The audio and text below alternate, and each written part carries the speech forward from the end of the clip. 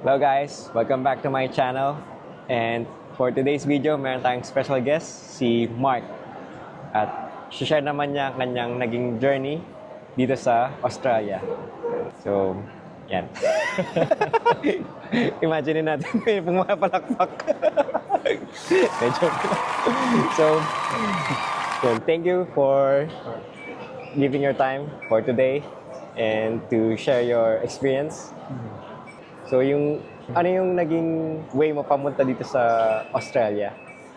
Thank you. Thank you sa pag-invite sa iyong vlog. So, yung nagsimula ako sa journey ko dito sa Australia as a student. So, yun yung una kong ginawa. Back then kasi nag-work na ako sa atin sa Philippines. Sa industry ko, sa field ko rin. And then, for some reason, parang meron na akong plans or naging interested ako to explore opportunities outside the country. And ayun nga, Australia yung isa sa mga napili ko. So, nung time na yun, parang siguro dahil iniisip ko kumatakbo rin yung oras or yung time. And nagpa-consult ako before sa agency rin. Free consultation lang siya na ano nga yung mga opportunities ko sa Australia. Sabi, pwede daw ako mag-direct apply for migration dito na hindi ko na kailangan mag-student.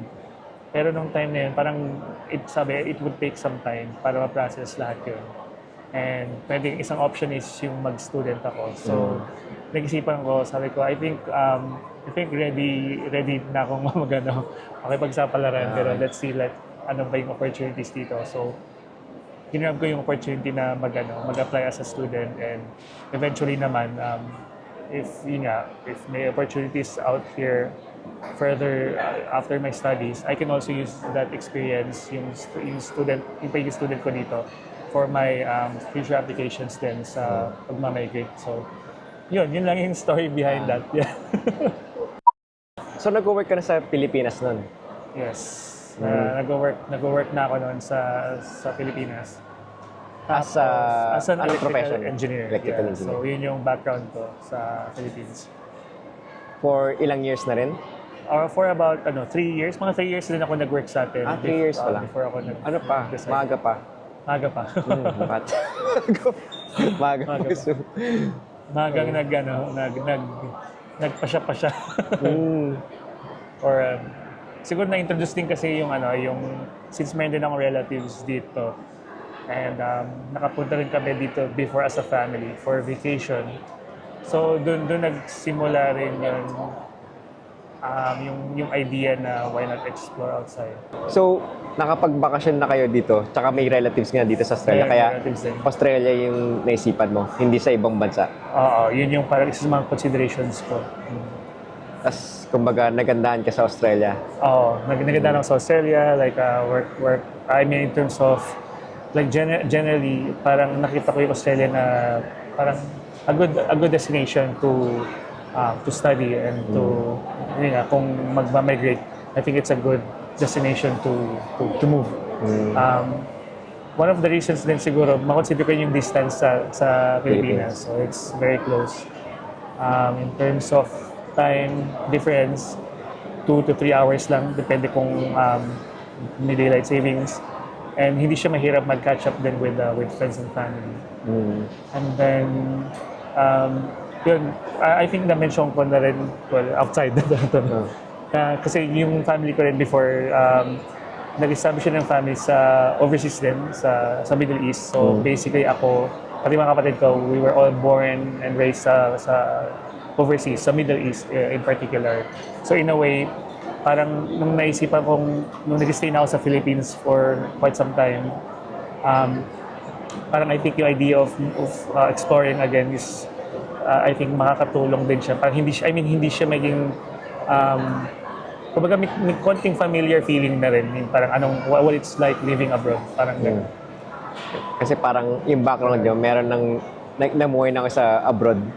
Yeah. Tsaka yung parents naging overseas Filipino worker, di ba? Yes. exactly. So parang hindi na rin kakaiba sa'yo para mag-explore ng ibang opportunity. Parang, ako ngayon yung umalis. Ngayon kasi lahat kami, nandun na kami sa Philippines.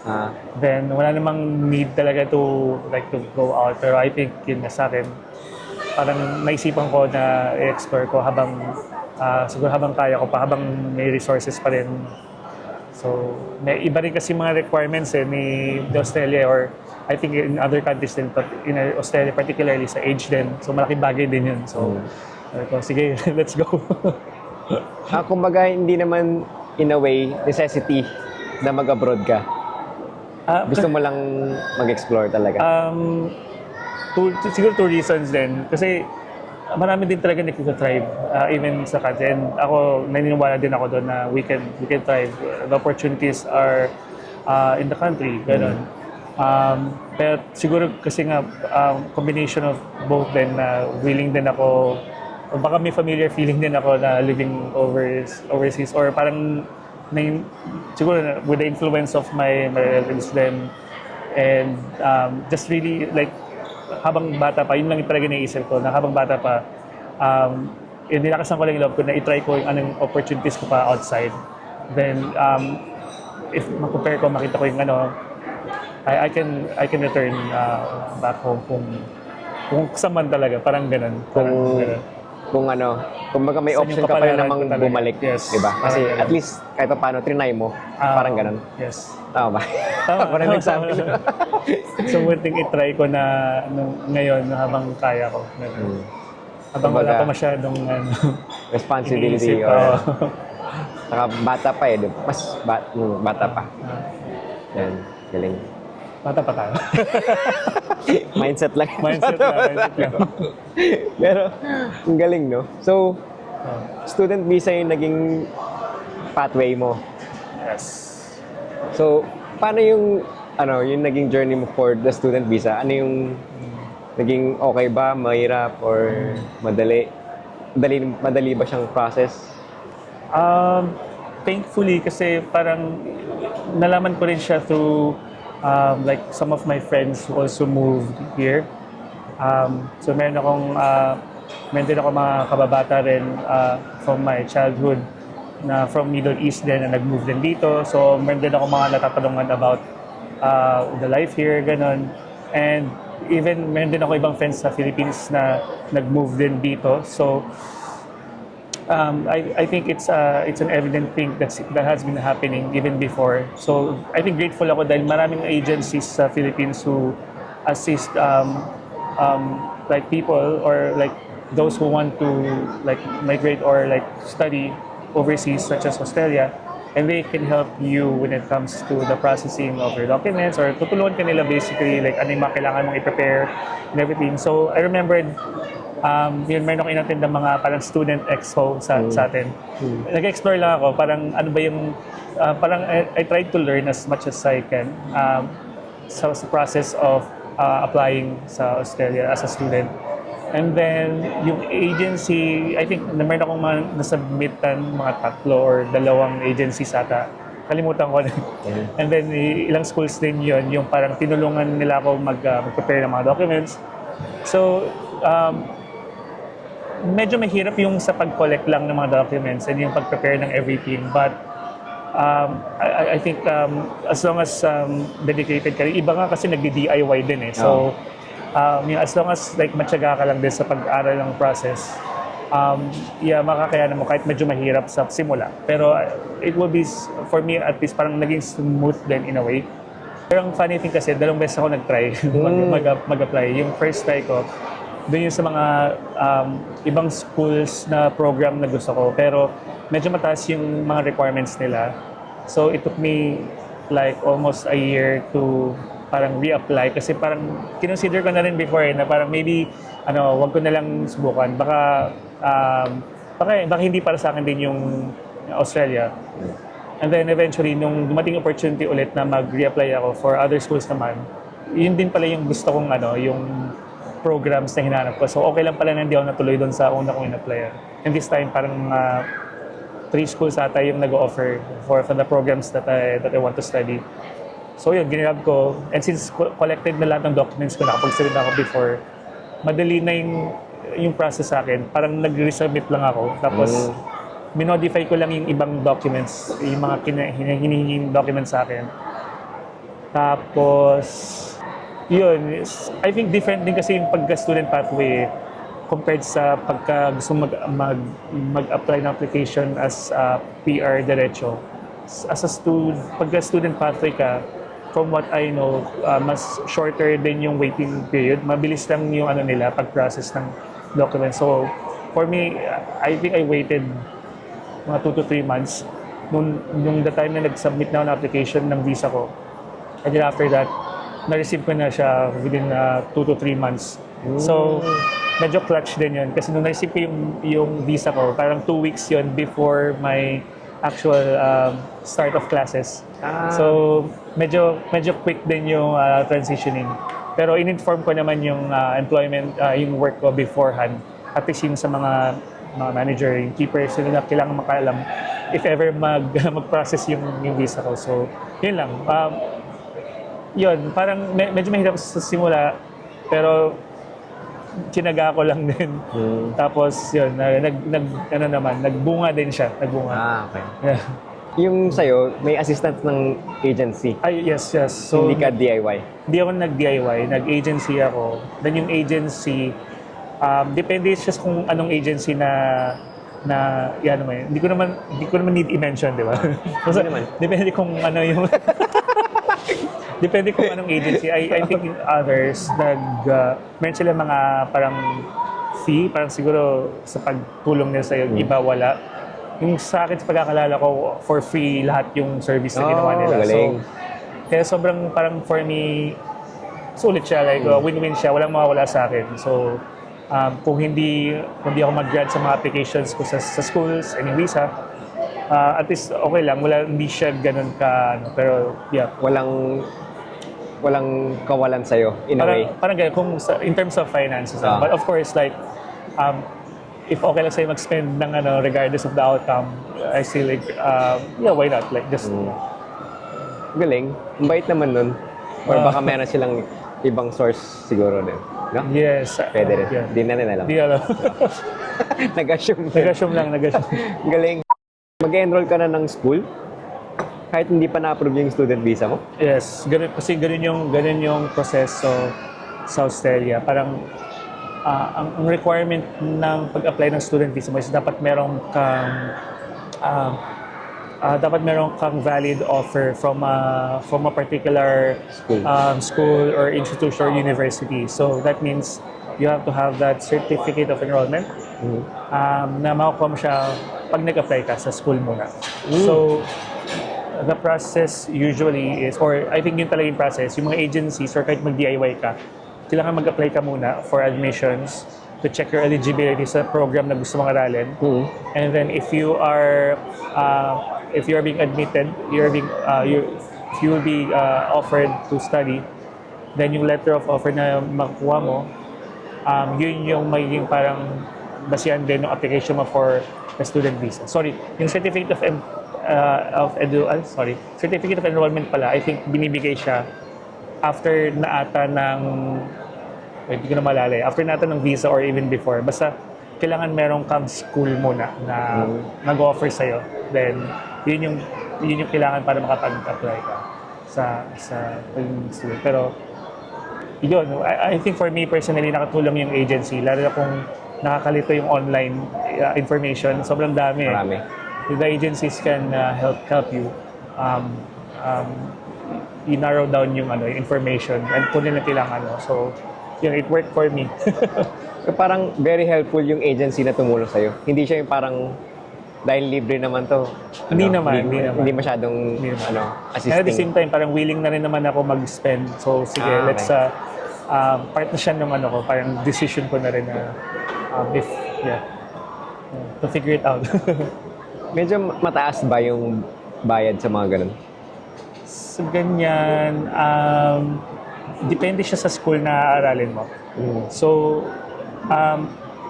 pag sa mga universities, definitely, from what I know, mas mahal yung tuition fees doon compared sa other schools.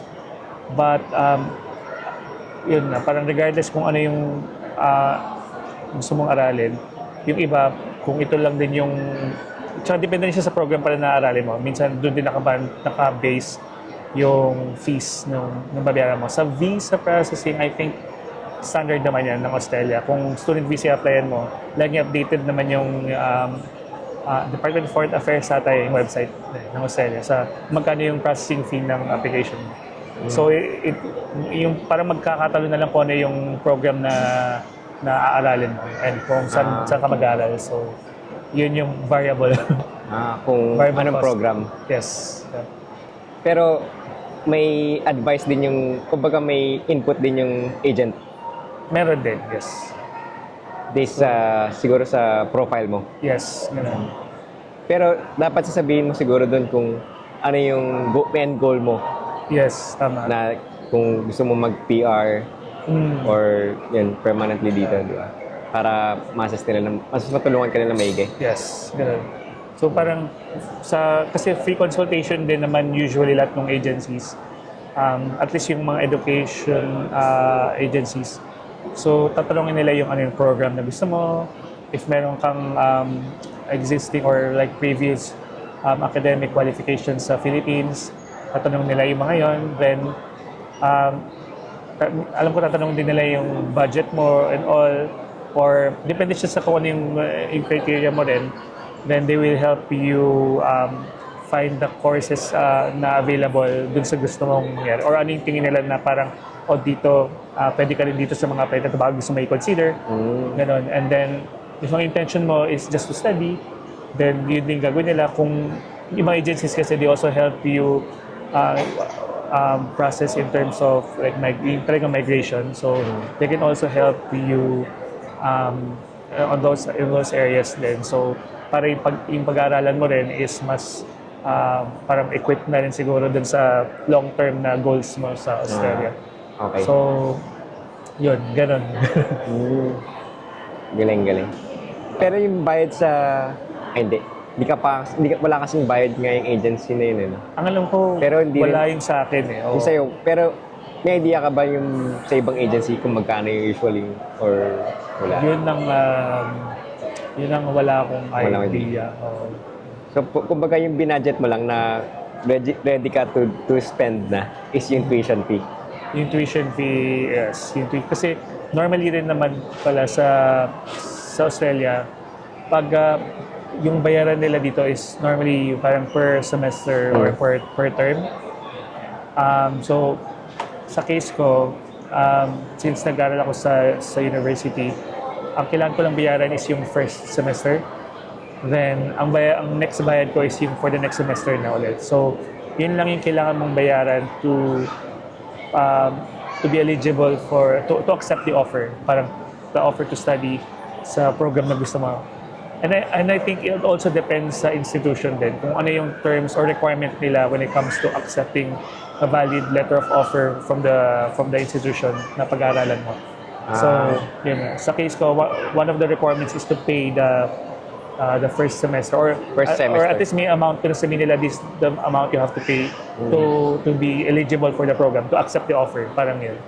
Para ma-admit ka nila sa program, parang down payment in a way. Malalaman mo rin kung ano yung parang magiging yung decision making mo when it comes to that pagka na-receive mo yung offer. As in talaga mag-outlay ka kahit wala pang visa? Kailangan mo magbayad para makukuha mo yung letter of offer? Yes. Kasi kailangan mong parang not until i-accept mo yung offer mo sa school, hindi ka pa considered na parang student eh. Student. So kailangan mong bayaran kailangan mong i-accept yung offer mo. At least yun yung sa case ko. Not sure lang ako sa other institutions if requirement na magbayad, pero I think standardized yan sa lahat ng you have to pay for that amount, specific amount. Kasi hindi siya maliit na pera. Sa university, hindi. Okay. Medyo mahal sa university. Yeah. Tapos university yung sa'yo? Sa university yung inaral ko. So malaking rin. Malaki. So, Naka-loan. Tapos, ang pagkakaintindi ko, usually, ang pinipili ng mga student visa, 2 years. Yun ba kasi yung parang may pathway usually sa permanent residency? Residency. O yung parang yung usually, parang ang pagkakaintindi ko, yun yung usually na may pathway na may graduate visa na pwede ka pang, at least may buffer ka pang ibang years Tama. to extend. Parang, Tama.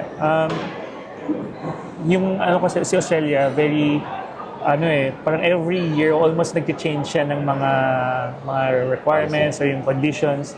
Pero during my time, again, don't take my word. I suggest i-check yung sa website lagi talaga ni Immigration Office, Immigration website. Pero yung sa time ko, nung nag-apply ako before, kasi pag nag-student visa ka, you can be eligible to apply. Once natapos mo yung pag-aaral mo, you can be eligible to apply for the postgraduate visa. Depending on certain criteria, and one of which is kung meron kang at least minimum of 2 years of study. So, depende pa siya kung bachelor's yung aralin mo, or postgraduate studies, or PhD. Nagmamatter din yung kung gaano kahaba yung ibibigay pa na visa sa'yo dun sa next visa na eligible kang i-apply. So, in a way, para siyang in conjunction or continuation ng student visa mo. Pero parang different conditions na ito.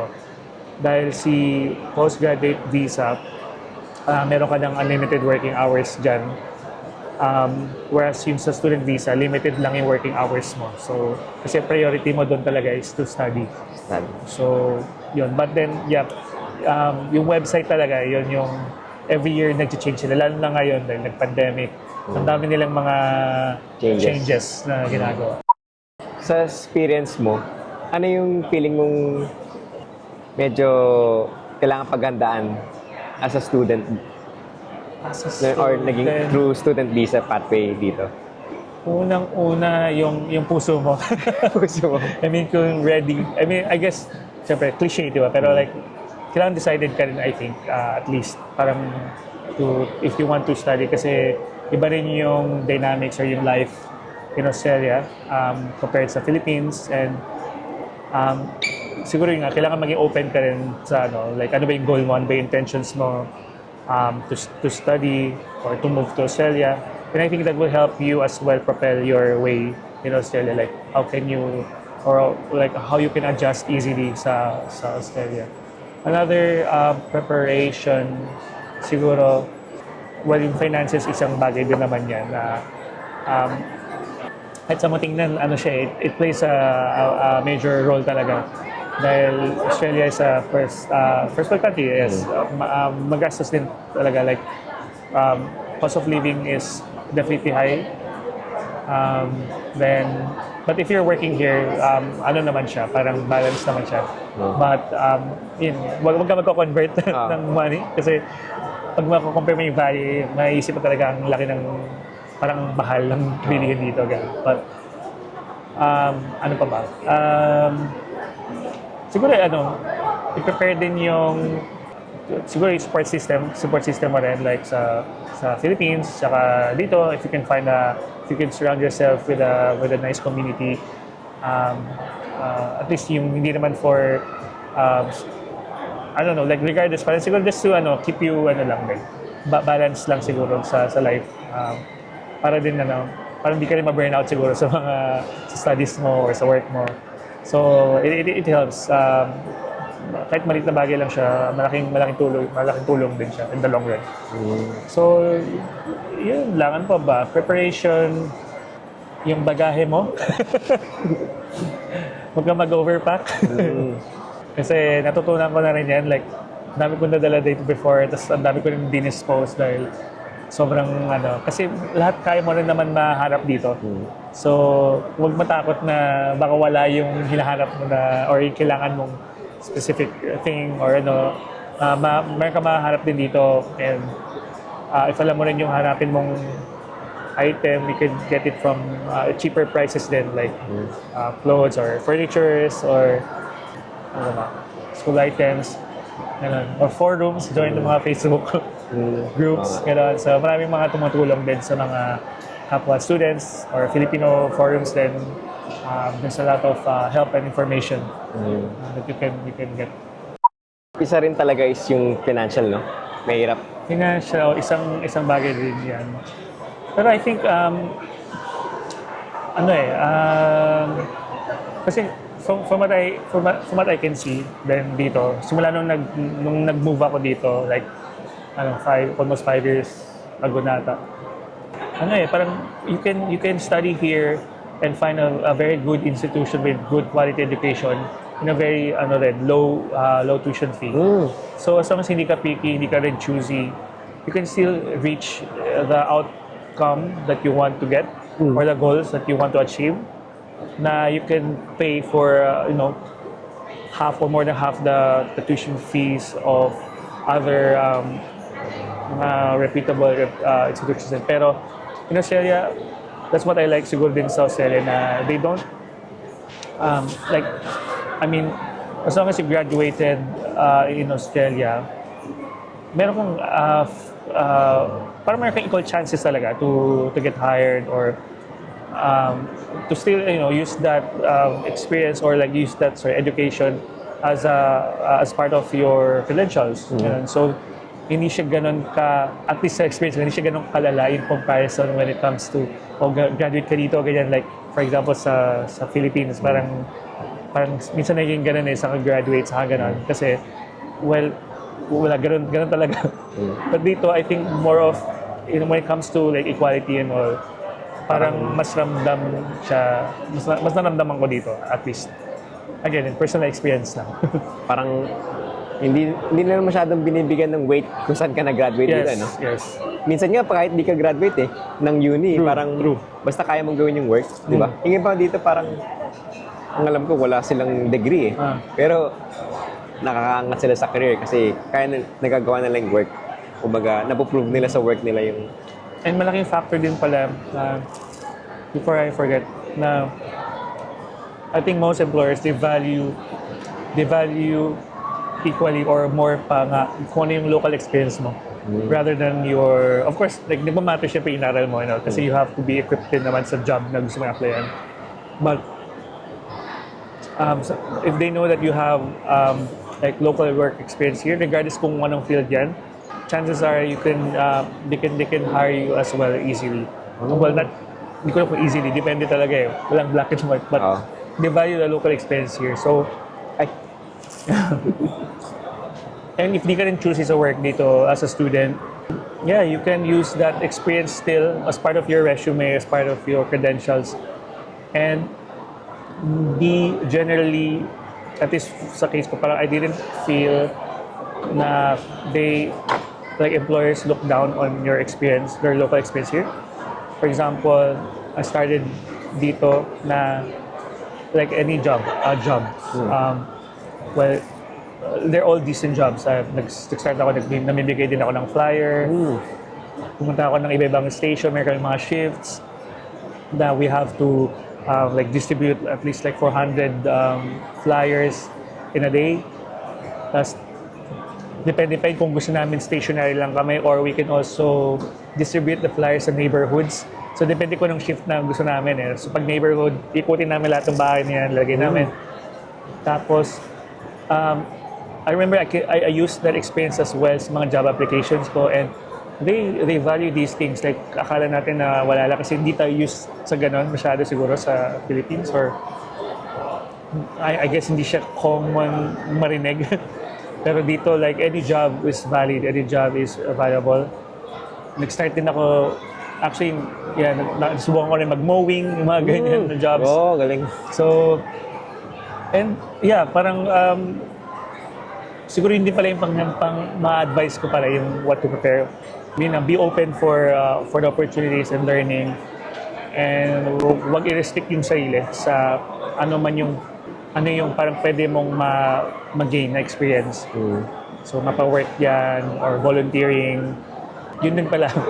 Dami ko mga volunteering na ginawa nung nag-aaral ako, and then hindi ako nagre-regret sa kahit anong volunteering na ginawa ko. So, ayun, student societies, ang dami ko join din na ganyan, na groups. Tapos, kasi yun din yung ano, yun din siguro yung na-overlook minsan ng iba na um, hindi ibig sabihin pag hindi paid yung experience mo, eh wala nang bilang yun sa experience. But no, like any experience counts. Kaya marami rin volunteering opportunities for students na employers value for fresh graduates. Pag alam nila, oh, you did this and you did that, nag-volunteer ka dito, alam nila na part yun ng local experience mo, kahit hindi siya paid. So, and I would say I can testify to that. So, dami kong mga ginawang ganun nung nag-aaral ako. Ang galing, hindi ko alam yun ah. So parang kahit hindi siya masyadong related sa profession mo or degree mo, pwede siyang ilagay sa CV mo. Pwede mo siyang Tapos, lagay. Yeah. Binibigyan siya ng weight ng mga employers. Ah, ang galing. Kakaiba yun talaga dito, no? Kasi sa Pilipinas, di ba, parang usually dapat related sa degree mo or profession mo yung kahit yung mga volunteer mo, di ba? Ang galing. Yeah, depende rin naman sa applyan mo. Minsan, tingin mo hindi na talaga relevant yun. Pwede naman na hindi mo ilagay. But if, for example, if you don't have any local experience sa field ng industry mo dito, then you can use those volunteering experiences. And hanapan mo lang ng way na i-connect sila dun sa sa work na gusto mo applyan. If it's about customer service, if nag-work ka sa retail or sa restaurants or food industry, you can all use this as part of your customer service experience sa job na gusto mong ano. So lahat kaya mo siyang i-connect talaga eh. So yun yung natutunan ko dito. Workshops pala, yun din. Nung nag-aaral din ako, sakto yung nag-pandemic. So even before naman mag-pandemic, so nakaset din ako ng pagdating ko ng Australia, I will do all of these things. I want to learn as much as I can sa 2 years ng student life ko dito. And ang dami ko natin din mga webinars, workshops, career events, networking events, social events, na lahat sila makakatulong sa pag-upskill sa akin. So, yun din yung parang, I think, valuable tip na pwede kong i-share for those na willing din to kung mahilig ka mag-explore din. And if you have kasi I understand din na mahirap din siya i-balance pala. Yun din. Of course, wag mo ipabayaan yung studies mo. Yun pa rin yung important thing kasi you're on a student visa. Main priority mo talaga is your studies. But other opportunities outside of your studies can be beneficial for your overall growth as an individual. Nabanggit mo kanina yung parang nag-loan ka para the student visa sa mga tuition. More of loan yung term na ginamit ko, but more of like siguro I'm just grateful enough that I would say on my own hindi ko kakayanin kasi hindi ko naman tinatago yun, hindi ko kaya mag-isa yun. But I had that support then from family initially just to help me kickstart and make my way here. But of course, loan kasi I know that I will repay all of these like eventually. So yun yung ginagawa ko ngayon. Hindi siya technically loan. Kumbaga, pero in essence all, parang hiniram mo siyempre. Parang gano'n. But I know also other students din na I've encountered here from from different backgrounds. And they also naglo-loan din sila. Naglo-loan din sila from banks and all of these. Kasi parang, ang ito naririnig ko or napapanood ko, parang minimum 1 million per year ang tuition, ang average. Pagka sa university, it could reach that amount. That amount. I think per semester, per year. Per year. Yeah. Tapos, at least siguro 2, di ba? I mean, yung usually na ginagawa, 2 years. So, in a way, gagastos ka ng 2 million. Pero may nabanggit ka na may mga schools na pwedeng at least half nun, no? Nas kaya same program naman. I mean, at least based sa experience mo, na observation mo, di ba? Kasi, I think kailangan maging careful ako dito sa words ko pala na to. Pero kasi yung ibang usapan kasi yung when it comes to the visa and when it comes to the school. So, sa Australia, I think when it comes to the visa, ibang usapan yung process ni Australia. Kasi dito, alam ko, chine-check din nila yung financial capability mo and all before they can, parang part siya ng assessment nila and all. For the student visa? For the student visa, I think. Kasi they also see if, kasi like, they also want to prevent na hindi mo rin Hindi kaya. sustain yung sarili mo here. Parang ganun, I think, yung idea. But for the school, it's a different thing. So they don't meddle in the visa processing of the country. So sila, as long as you are valid, you are eligible for the program, you qualify, you have the academic background or skills or work experience din, kasi pag postgraduate inaaral mo minsan pwedeng basihan din yung yung work experience mo. And then if you are eligible to a program and then you need to pay this amount for the tuition fee, that's yun yung concern ng school. So yun, ibang usapan pa yung sa visa talaga. So and hindi ako expert doon sa part na yun. Parang So, it's the best sa agency. Mag-check sila, di ba? Or Sa sa professional. government. Yeah. Or they can reach directly, I think, the immigration din and ask what are the requirements, ano yung kailangan. So, yeah. in a way, tinitingnan pa rin siguro ng immigration dito kung magka-thrive ka talaga dito no, sa Australia. Sa visa experience mo, sa tingin mo, I think that will matter if your intention is to migrate. Pero as a student, pag studies lang, kasi marami nang pumupunta dito for studies only. sabis lang. So I think they don't really look into those details much. As long as you're eligible for a program and you'll be granted a visa, then just stick with the conditions of the visa. And after that, tapos na yung student journey mo dito. Pero if you're planning on migrating, that has different Ibang conditions Conditions din na, of course, before ka maging permanent resident dito, kailangan part ka ng skilled list ni Australia na that's the reality. Kailangan meron kang ambag sa bansa. Like, we can use you to help the economy grow. So, kailangan nasa skilled list ka talaga. Yeah. But for studies, I think they don't really look into those. As long as you're willing to pay for the tuition fee and study here, just don't break the law. And then you can come into Australia. Be a good visitor. Yun. Yeah. Mga pala, sinishare lang ni Mark yung kanyang experience based sa kanyang experience at As a observation. Pero hindi siya, please do not take this as a professional advice. This is just for sharing and educational purposes. Seek professional help kung kailangan nyo. And do your own extra research. Research. Iba-iba kasi yung journey nila. Oo, Yung iba-iba. way. So ito, specific sa experience namin at observation and opinions. So parang as a student, talagang malaking aspect yung dapat paghandaan yung finances, no? Kasi siguro, nabanggit mo yung mga nag-take ka ng odd jobs. So parang hindi mabigat talaga yung tuition. Tapos, ewan ko kung kayang i-cover ng mga odd jobs yung tuition or parang at least kahit man lang paano makakatulong siya sa day-to-day mo. Kasi Yeah. lalo kapag student visa, parang 20 hours lang yata na limit, di ba? Kasi, again, I want to be careful sa mga words ko. But Australia looks at it, at least from what I see, if you are a student here, they expect you to be, if you're a student, they expect you that you have the money to live in Australia. Na kahit hindi ka mag-work, ganun. But then, they allow you to work as part of the conditions of your visa with minimum working hours. Kasi ang main priority mo is to study. So, kasi dyan nagkakaproblema yung ibang mga students din dahil they prioritize their work over their studies while they're on a student visa and they break their conditions of working over hours.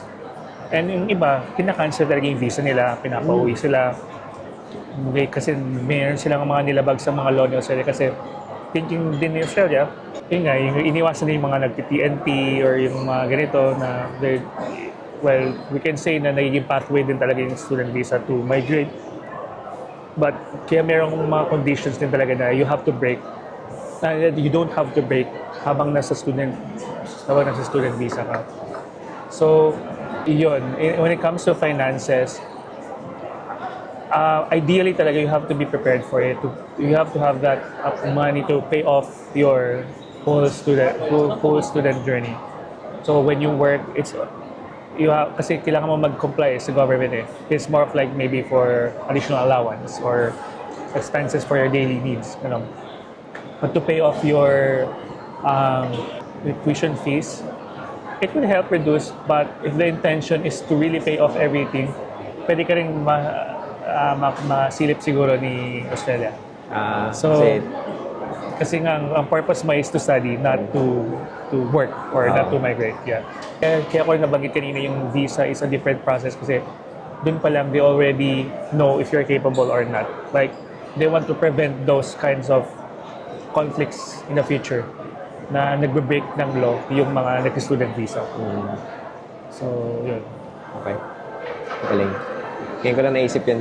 Kasi iba yung experience ko. Tsaka, different perspective tsaka experience for a student visa na it's yourself. Kaya hindi rin ako makapag-advise na you can work off and pay your wala kasi ako magkakaproblema. Tama. Kasi when you're a student, ang focus mo is to study talaga. But you are allowed to work if you want. But not a requirement. Tsaka doon ko lang naisip yung tama nga naman kasi student visa nga yun. Kasi parang, so ang expected sa'yo, kaya mong sustain talaga yung intuition mo, yung pag-aaral mo before or knowing na you're coming here as a student visa. And marami rin talaga nag-study lang talaga. They don't plan on moving or migrating at all. Based sa experience mo, kamusta naman yung pag-stay mo dito? Lalo, so far, ilang years na? So ngayon, turning 5 sa February. This coming February. So far, experience ko naman is, I would say, for me at least, very, ano ba tawag doon? Blessed. Sulit siguro. For me, like, worth it yung pag-study ko dito sa Australia. Although, I always say this to my friends there or to the people I meet. Ako, like, I'm just open to the opportunities out here. So, kung ano man yung opportunity na ibigay sa akin, then I'll try to grab it if I see it fits sa I guess, sa future ko rin. Then, if possible, then I'll try to grab it and see if I can also get that opportunity. So, as a student, nung natapos ko rin yung studies ko, I was eligible to apply for the postgraduate study work visa. So, in-apply ko rin siya. And since part ako nung pandemic batch na dumating sa Australia, like, technically dumating kami before the start of the pandemic. Then 3 weeks after, nag-lockdown. So, may law na nilabas si Australia, I think last year, 2022 ata yun, na since postgraduate yung inaral ko, yung program ko, I'm eligible to, instead na 2 years yung postgraduate work study visa ko, eligible ako maging 3 years.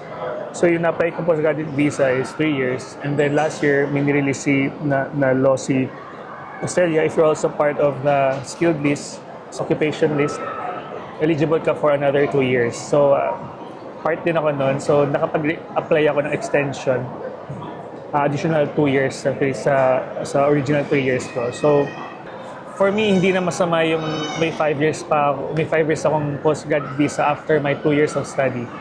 And ngayon, ginagamit ko pa rin yung postgraduate visa ko. So, for me, yes, yung experience ko sulit siya and ang dami ko ring natutunan and I guess yung journey ko talaga is more of like it helped me to transition and to also assess the opportunities here and weigh my options kung dito ba ako or hindi. So, nandun pa rin ako sa season na yun, like still weighing and still grabbing the opportunities out here. And who knows, maybe yung PR din, nandyan din siya right around the corner. Baka for me rin pala yun. So, kasi I'm just enjoying then and making the most out of my time. So, yun. Galing. Naka 5 years ka pa astig. 5 years, yes. Okay din yung profession mo at course mo na about electrical engineering. Electrical engineering, yes. Galing. Kapag graduate visa ka kasi, pwede ka ng 40 hours, no? Parang wala nang limit na working. Yes. Tapos may chance na, who knows, di ba? Merong willing na mag-sponsor sa'yo for, na employer Yeah. for permanent residency. Or, eventually, maging okay yung points mo to be eligible for PR. Yeah. Eventually, next Eventually, time. if, Open it. yeah. With God willing, yeah. If God willing, yeah. So yan, yung pagpa-permanent residency, yan, isa rin siya sa mga parang, like, I mean, open ako sa idea ng pagpa-permanent residency dito. And tama, maraming ways. Isa yung parang mag-apply ka on your own, yung through 189 or 190 ata, or if gusto mo mag-regional, I think ibang visa rin yun. Then, another one is yung employer sponsorship. So, yung iba, ganyan din yung nag-grad sila na may opportunity for that, na pathway din siya for PR. So, for me, yun, since naka-graduate visa ako ngayon, since open ako doon, so try ko lang tasan yung mga possible points na pwede kong i-accumulate para pag dumating yung time na yun, kung say, makapag-lodge ako ng EOI or kung ano man, God willing, hopefully malaki yung chances then to get invited or sponsorship from the employer. So, maraming options for Para that. at least ready ka for many options. Yes. You're open, I mean, giving yourself more chances. Di ba? Galing. Tinatranslate ko sa ibang words. Kinakabahan ako alam mo sa'yo. So far, ano yung mga, nagustuhan mo dito sa Australia? Meron ba?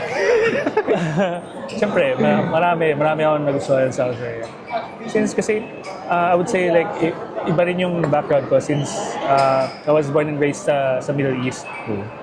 Siguro medyo sanay din ako sa parang medyo flexible in a way.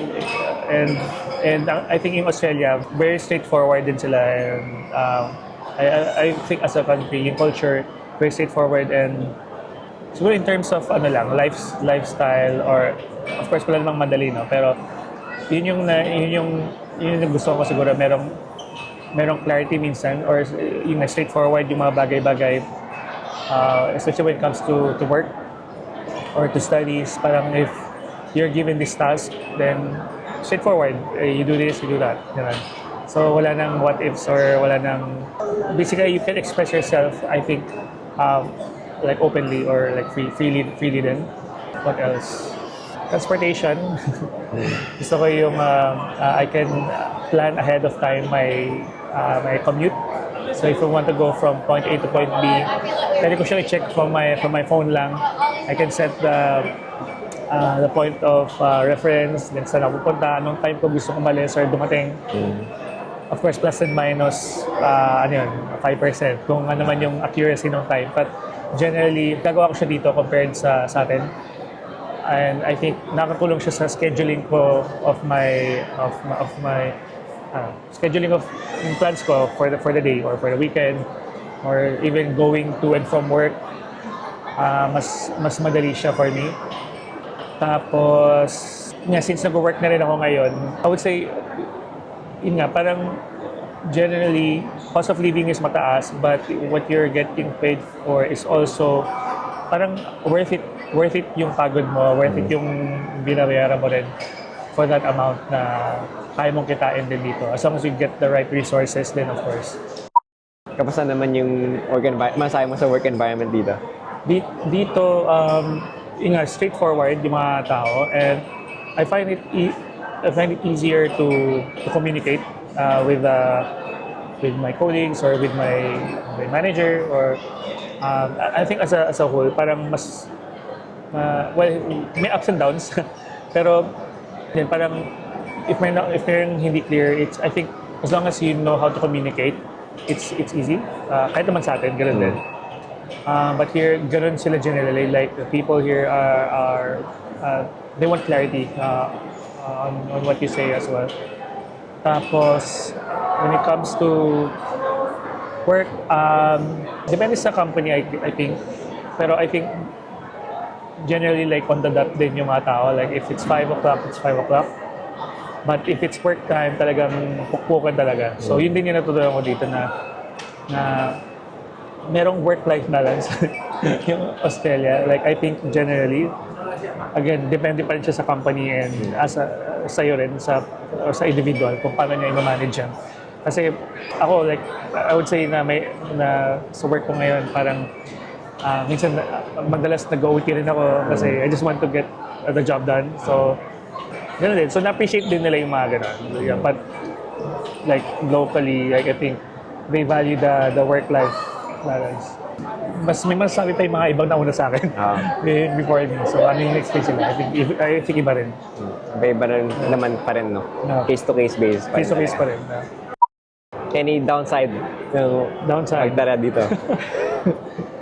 Since nag-move ako dito by myself, well, I have relatives din, pero like sa immediate family ko, I think siguro yun lang, yung homesickness, yan, nag-hit siya talaga. Like, if you're away from your family, lalo if wala ka pang own family, so, syempre, yung sandalan mo rin is yung family mo, or if you meron kang special someone, ganyan. So, parang if malayo sila sa'yo, minsan, nakakamiss din yung gano'n. Or if you're also used to the life sa atin, kasi meron ka rin, marami rin akong friends sa atin, may community rin ako sa atin, so nakakamiss din yung gano'n na I was used doing as well nung nag-move ako dito. May mga trade-offs din. Another downside, hindi ko lang kung well, kasi maganda naman yung commute system, pero if wala kang car, if malalayo yung mga pupuntahan mo, minsan nakakapagod. But then again, yeah, dahil I think generally, mas efficient din naman talaga yung transportation. So, it's easy to commute pa rin kung wala kang own car. Siguro as a foreigner din sa bansa na to, like, it's also different if, kung wala ka rin community dito, baka manibago ka in that aspect na kung sanay ka laging meron kang friends to hang around or may community ka rin dito, medyo mag-adjust ka in that sense kasi Australia is a western country. So, parang independent din talaga yung mga tao dito. So it doesn't matter sometimes if you're alone. Pero ako dahil medyo used naman ako sa ganun din nung nasa Saudi ako. Parang it's not, hindi naman ako nabother masyado doon sa kanya mag-isa lang ako pumunta dito or kumain or whatever. But I'm grateful dahil meron din akong community dito. So it's a balance of both. Baka lang kasi yung iba, yun nga, sanay sa laging may kasama, ganyan. Yeah. Any message sa mga Sorry sa nag-iisip? mga sabi ko baka own opinion ko lang yun. Oo nga. Hindi ako nag-prepare. Don't take everything. Oo. Like I said. Still decide on your own? Decide on your own. So, any message sa mga nag-iisip na pumunta dito or going through the same experience na dito na student visa or any na lang, realizations na lang siguro. Especially related sa Australia. Siguro for me, know your why and what drives you in life to reach your destination, to reach your goal. And be open for the opportunities talaga, parang gano'n. Regardless kung dito or elsewhere, or kung ano man yung status ng life, at least yun yung sinasabi ko sa sarili ko na as long as kaya ko, I'll try to do it. I'll try to learn and always do not be afraid to make mistakes. Kasi that's where learning comes from. When you don't make mistakes, therefore you're not learning as well. So you can treat your failures as a propeller for your success. So ayun lang, wala rin siya sa mas bata or mas matanda ka na. Parang kung anong age mo na ngayon, like, don't be afraid siguro to try, to put yourself out there and just build yourself. Ganon. I think yun yung nakatulong din sa akin nung nag-decide ako mag-move here. I had that, siguro nga nagkaroon din ako ng parang goal din na I want to do this and that. And then that helped me also correct my ways siguro yung siyempre pag bata ka pa minsan ang dami mong ginagawa ng mga kamalian sa buhay. Ngayon pag nilookback mo siya parang oh, I did this and that, parang how I wish I didn't do those mga maling ginagawa mo before. But that's part of your growth. Ang important is kung ano yung ano mo ngayon, yung posture mo siguro, like how you view yourself. And ano lang, lakasan mo yung loob mo and don't always connect with your family or friends or support system. And wag din matakot magtanong. So yun lang talaga. Be open for good change. Yun. Galing. Any message to anyone? Shout out, promotion? Shout out. Kung sino man nanonood yung video na to, like, enjoy na lang yung life and be courageous in life. Huwag mo panghinaan ng loob. And okay lang magkamali. Okay lang if hindi mo ma-figure out yung steps, yung gusto mong mangyari. But always believe in yourself. Yeah. Shout out to my family, my friends, loved ones, Philippines. Hirap mag-special to mention, but i-message ko na lang kayo. Tayo niya yung message ni Mark. Yun lang guys. So, thank you ulit kay Mark sa Thank you, bro. pagsama Bro sa Jigs ating vlog. And hopefully may nakuha kayo na input sa inyong buhay. And yun lang. Thank you ulit sa panonood and don't forget to like, subscribe, share, and comment down below your thoughts. So, thank you and see you on the next one. God bless at ingat kayo palagi.